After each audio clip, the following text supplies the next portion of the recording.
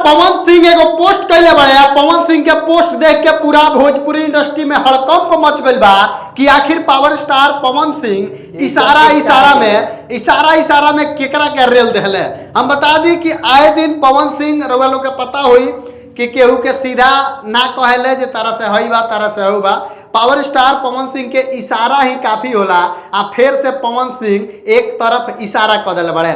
इशारा कैला के मतलब ई बा कि पावर स्टार पवन सिंह एगो पोस्ट कैले बड़े अपना इंस्टाग्राम पर। तार लोग हम पोस्ट पढ़ के सुना देता नहीं में पावर स्टार पवन सिंह साफ साफ लिखले बड़े कि तेरा घमंड एक दिन तुझे ही हराएगा, मैं क्या कहूँ ये तो तुझे वक्त बताएगा। पावर स्टार पवन सिंह हमरा तो बुझाते नहीं के केकरा कहले बड़े।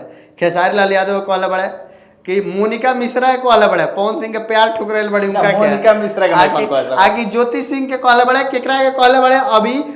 अभी सूत्र के द्वारा हमनी के पता करते साहब पता कैला के बाद से भी वीडियो एकर रिसर्च में बनी। एक और बात बता दी कि पावर स्टार पवन सिंह के गाना के इंतजार सारा लोग करता कि पवन भैया के गाना कब आई, पवन भैया के गाना कब आई। तो हम बता दी भैया कि पावर स्टार पवन सिंह के गाना आज शूट कल जाई।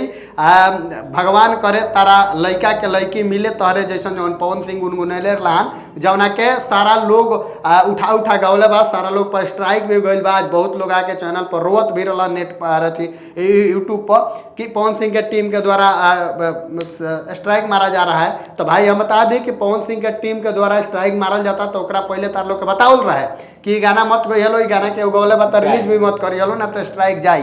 तो भाई जब रिलीज करबो तो स्ट्राइक जेबे करी। तब फाइनली सारा लोग पर स्ट्राइक गइल बा जे नहीं डिलीट कैले। आ जे गौले बा बगली में रखले बा वो लोग के बता दीजिए नेट पर मत डलिए ना तो स्ट्राइक तोरो चैनल पर आ जाई।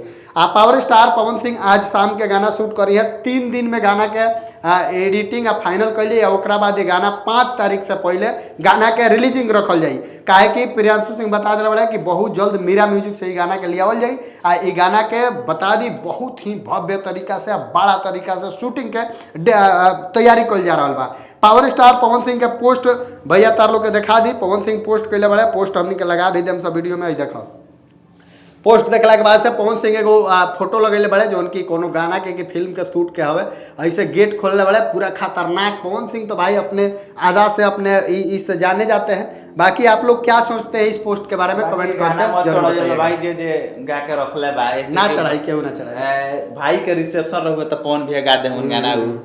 बाकी वीडियो के ज़्यादा से ज़्यादा शेयर करी, चैनल पर नया मानी सब्सक्राइब कर ली। नमस्कार।